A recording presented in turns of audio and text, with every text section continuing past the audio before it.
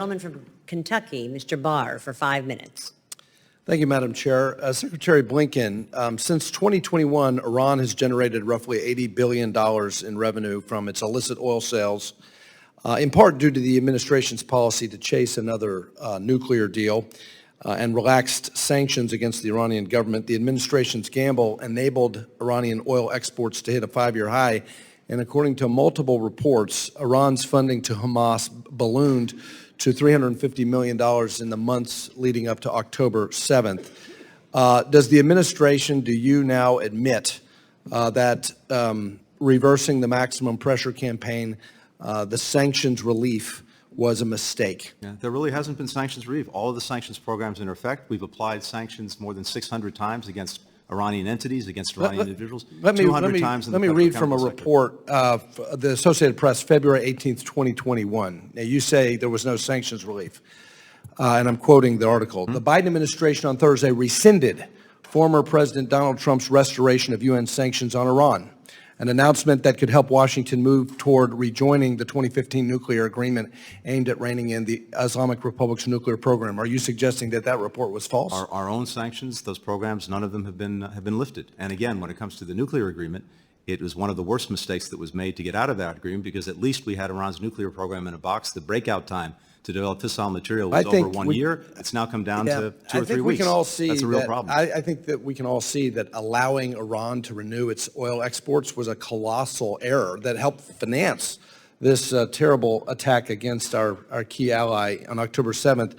Let me move to the ICC prosecutor's decision to submit an arrest warrant for Israel's prime minister and defense minister. Obviously, that decision is as absurd as it is outrageous, and I credit the president for calling it outrageous. The problem, though, Mr. Secretary, that I have is that on May 12th, you stated that the civilian casualty numbers reported by Hamas make it, quote, reasonable to conclude that there are instances where Israel has acted in ways that are not consistent with international humanitarian law.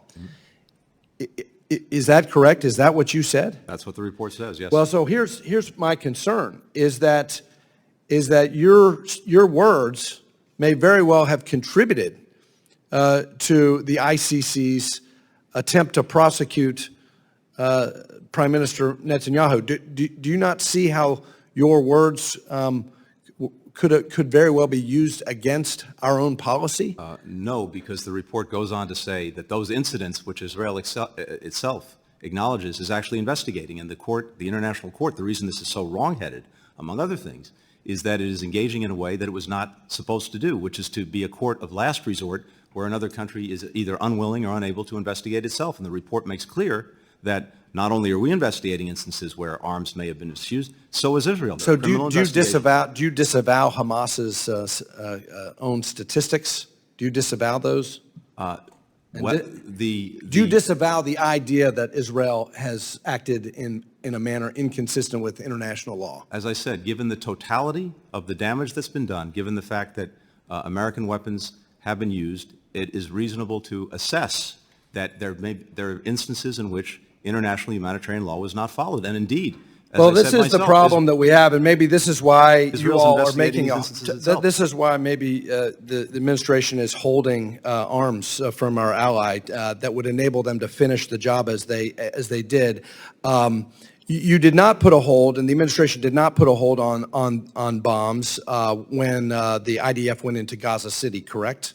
Correct. And Gaza City is a dense urban environment, just as you described Rafah, correct? That's correct. So what's the difference? We've seen and we've had concerns about the way these large yield munitions have been used in dense urban environments. Well, what I'm concerned about is that the difference is that the domestic political environment in the United States has changed.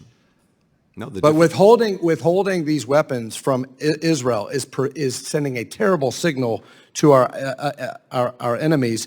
Is the administration's view that the only acceptable response is air defense rather than preventing attacks before they happen? No, absolutely not. And in fact, we have a better way to get at the enduring problem of Hamas, and that's what we've been discussing with Israel for many weeks now, including in Rafah. Well, as Israel is facing threats from Iran, Hezbollah, Hamas, and other Iranian terrorist proxies, they need these weapons to deter further attacks, and we need to come to their defense and not accuse them of violating international law.